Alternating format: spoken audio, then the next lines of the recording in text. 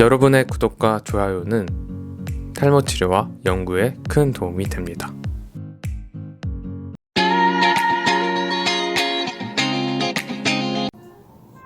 자, 이번 시간에는 여성형 탈모에 대해서 알아보도록 하겠습니다. 안녕하세요. 탈모 연구자 믿음입니다. 여성들은 다행히도 남성과는 다르게 완전하게 대머리가 되지 않습니다. 다행히도.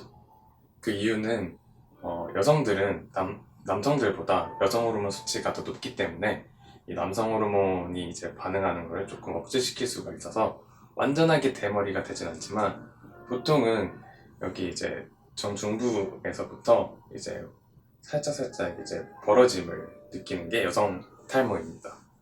보통 우리가 여성 탈모라고 하면은 한 세 가지 유형을 알 수 있는데요. 첫 번째 같은 경우에는 이제 산후 탈모증, 이제 두 번째 같은 경우에는 우리가 폐경이 일어났을 때, 그리고 세 번째 같은 경우에는 피임약을 잘못 먹었을 때, 잘못 복용했었을 때, 이렇게 세 가지 유형에서 이제 여성형 탈모를 알아볼 수 있는데요. 일단 첫 번째는 산후 탈모증을 얘기해 볼게요.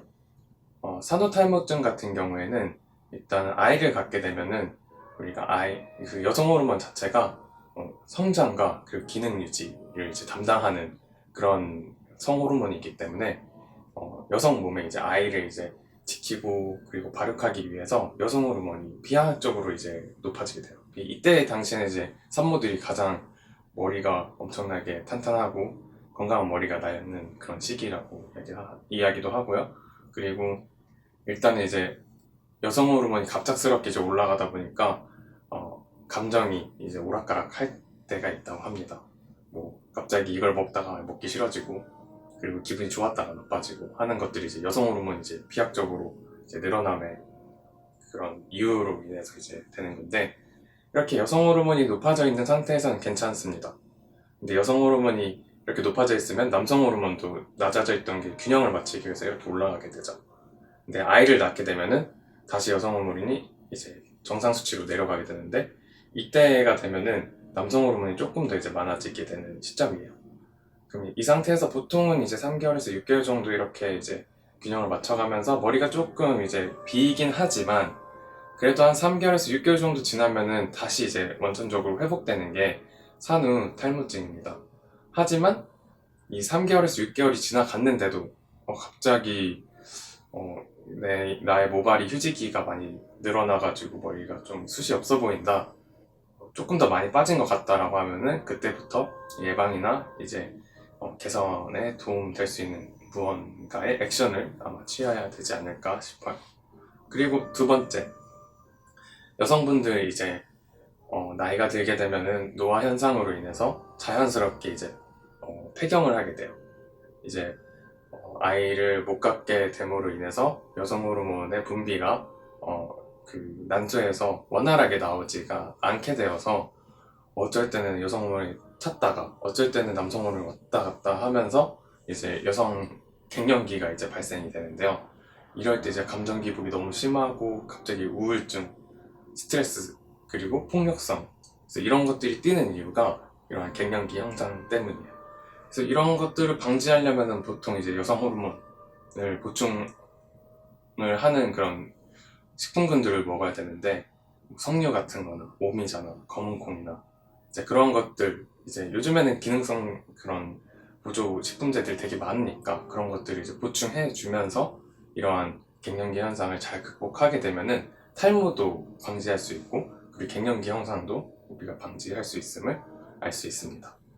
그리고 이제 세 번째로는 피임약입니다.